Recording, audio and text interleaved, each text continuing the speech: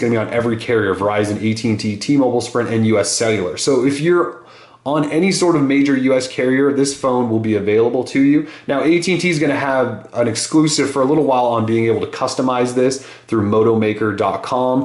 Verizon will get that option later on, I'm guessing holidays, but we don't have any confirmation on that. The other carriers, we're not sure if they're going to get it, but Motorola is going to try to push the customizations out. You're looking at 130 grams, so not a heavy phone, but it really is sort of all display, no edge. When you hold it in hand, it feels substantially smaller than these other two phones. It just feels like a smaller device, but it still has a pretty decent sized display. I mean, 4.7 inches, the same exact display size anyways as on the HTC One, yet it's a totally different footprint. I'll show you that in a second. So that's your Moto X specs. With the Galaxy S4, you know, you're looking at a 5-inch full HD 1080p Super AMOLED display. It's absolutely gorgeous. You got a 1.9 gigahertz quad-core Snapdragon 600 processor. You've also got the same Snapdragon 600 processor in the HTC One, though it's at 1.7 gigahertz. And then here you're looking at a 4.7-inch full HD display with 1080p as well. But like I said, same size display in both of these phones, but you can see the difference in size here. Now, HTC's done some things where they added boom sound speakers and a slightly bigger battery, but it's only 100 milliamps bigger. You got 2300 milliamp hour here, 2200 milliamp hour here. So again, the size here, same size display, but look at the difference here. So I've complained a couple of times about the HTC One. I just feel like it's too big. It's too big of a phone for my liking.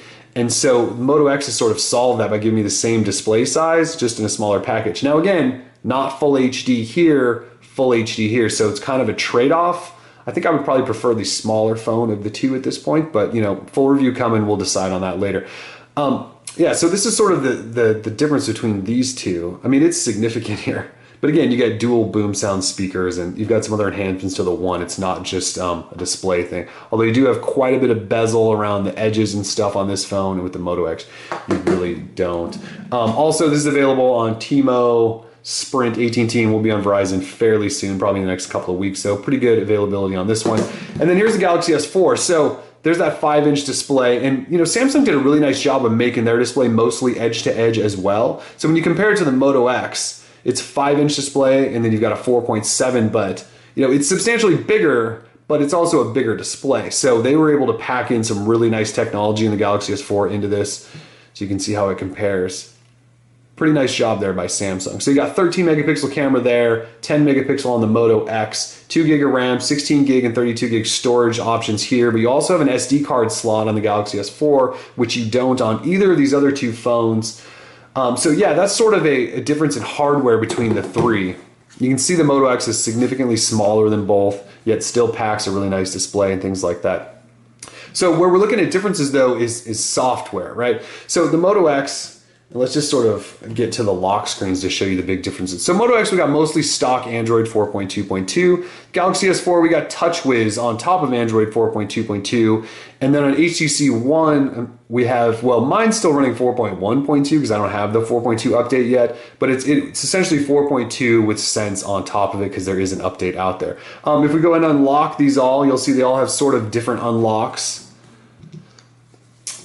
And if we just glance around at the Moto X, I mean, this is stock Android with just some slight tweaks by Motorola to it. So if you go like into the app drawer, you know, you've got your pages of apps that then takes you to pages of widgets. You do have on-screen navigation buttons. On these other two, you've got capacitive buttons on both. With Samsung, you have a physical home button and then a menu and back. And then on the HTC One, you have a back and home, and that's sort of it. And so you do have that more traditional sort of Android layout with the Moto X. If we jump into, like, say, settings, you know, you do have your quick toggles in there because it's 4.2 along with your regular notification shade. We can go into settings, and it just looks like stock Android. You can see, like, Motorola's added in some of their own stuff in here, but really Motorola tried to keep it as simple as they possibly could. Okay, so that's sort of just a basic UI. Again, mostly stock Android. When you compare it to like Samsung, this is their launcher, and it's got, you know, transparent background in the app drawer. You've got a separate tab up here for widgets. If you pull down the notification tray, you've got quick toggles and a brightness adjustment, but you've got another page of a bunch of quick toggles. And again, navigation is completely different because you actually have capacitive buttons and a physical home button. So there's just a completely different look here. If we go into settings, And now I love the Samsung Galaxy S4, but their settings page is a complete disaster. You actually have 4 tabs. They're organized by I don't know who, and they don't really make a lot of sense, but it's all in there. And then obviously there's a ton of software added on and things like that to make it really stand out. That was one of the big pushes from Samsung during their unveiling of the phone, was all the software features they've added on. Anyways, TouchWiz stock. And then the other one again is HTC Sense. So when you unlock it, you get into Blink Feed, which is their new sort of news reader, news aggregator, social sort of media tool that takes up your front page. And then if you swipe to the right, this is where you can get into more sort of standard looking Android screens. If you go into their app drawer, it actually scrolls vertically, which we haven't seen in a few years from an Android device. So they're trying to change it up a little bit. And then if we go into their notification panel, again, I don't have 4.2 on this yet, so I don't have the quick toggle page, but trust me, HTC does one as well. If we go into settings, you'll just see that it's sort of set up like stock Android. It's just been skinned to meet sort of HTC's design standards. So, you know, that's kind of just a base overview of the differences in what the 3 skins look like. Let's look at something like the cameras, though. If we jump into the cameras of each, since cameras are really important on our smartphones these days, with Motorola, you're looking at a really, really minimal camera UI on the Moto X. Once you're in your camera, you can just tap anywhere and it'll focus and then snap a picture of whatever you're looking at. So you can set it to tap to focus, but they send it out of the box where you can just sort of tap wherever and it'll focus and take a picture. Now, if you want to get into your gallery, it's just a quick swipe over from the right and it takes you into your gallery. And if you want to get back, you can just swipe back to the left and you're back into your camera.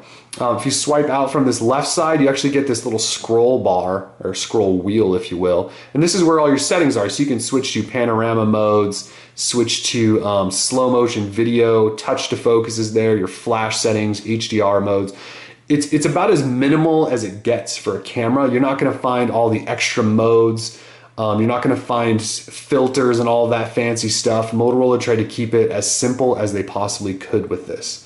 And they've done that. So you've also got a video button up there and then your toggle for front camera down here. So if we look at Samsung, it's the complete opposite, right? You've got almost too much stuff. You don't necessarily know what you're dealing with. So you've got your mode button. So Samsung has all these different modes for any sort of situation your life could put you in.